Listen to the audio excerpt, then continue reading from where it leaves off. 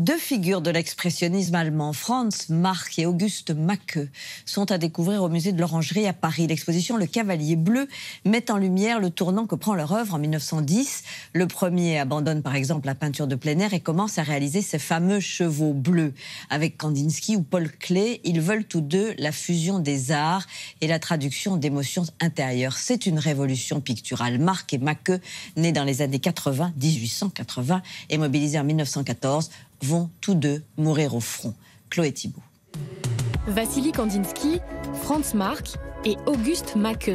Vous ne connaissez peut-être que le premier de ces noms, mais ces trois artistes russes et allemands ont créé, au début du XXe siècle, l'un des mouvements majeurs des avant-gardes européennes, le Cavalier bleu. À Paris, le musée de l'Orangerie consacre une exposition captivante à ce groupe d'inspiration expressionniste qui, entre 1911 et 1914, a radicalement renouvelé la création artistique. Mais d'abord, pourquoi ce nom bien mystérieux, le Cavalier bleu ? Kandinsky est revenu sur l'origine du terme en racontant une histoire, c'est-à-dire en disant que d'une part, lui, comme artiste russe, était très attaché à l'image du cavalier.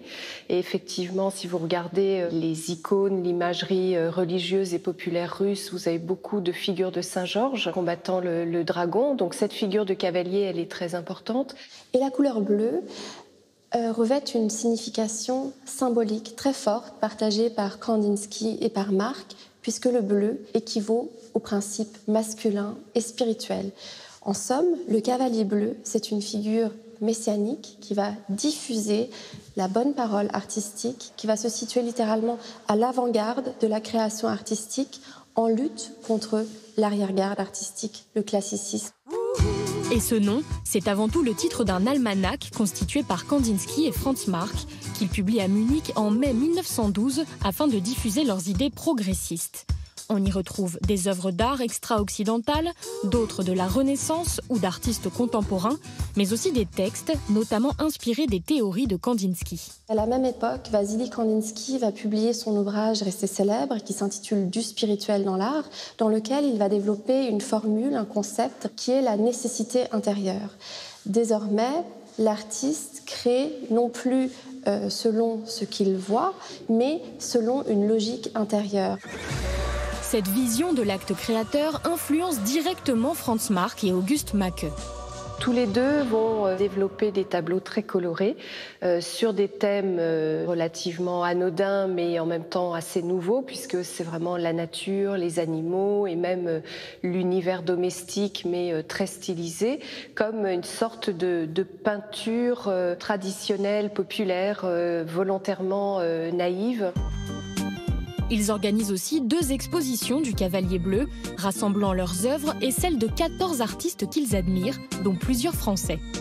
On sait qu'ils voyagent tous les deux en 1912 à Paris. Ils fréquentent Picasso, ils fréquentent également Apollinaire, mais surtout la figure de Robert Delaunay et Sonia Delaunay. La principale inspiration et influence, c'est le couple Robert Delaunay.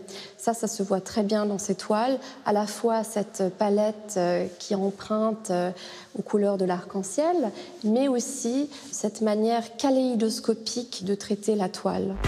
À partir de 1913, le mouvement est gagné par l'inquiétude de voir un conflit mondial éclater. C'est l'un des points les plus frappants que de voir à quel point Franz Marc a pu sentir les tensions européennes monter. Son travail devient plus dur, ça se voit particulièrement par un traitement acéré des formes. Et peu à peu, les animaux qui au départ vivaient en harmonie complète avec leur environnement vont devenir des prédateurs. À la toute fin de sa vie, Franz Marc ne va plus que peindre des formes géométriques. De son côté, Auguste Macke développe une abstraction moins tourmentée et plus lumineuse, en compagnie de son ami, le peintre suisse Paul Klee. Mais le 3 août 1914, l'Allemagne déclare la guerre à la France.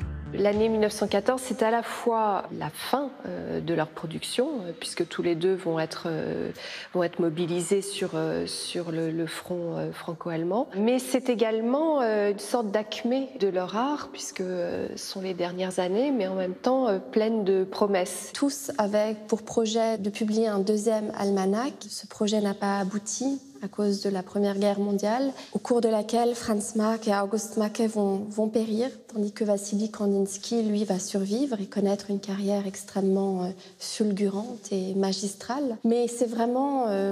ils sont tous les deux fauchés par la guerre. Il s'agit véritablement de destins tragiques. Tous les deux sont morts extrêmement jeunes. Franz Marc avait moins de 40 ans et August Macke avait à peine 30 ans.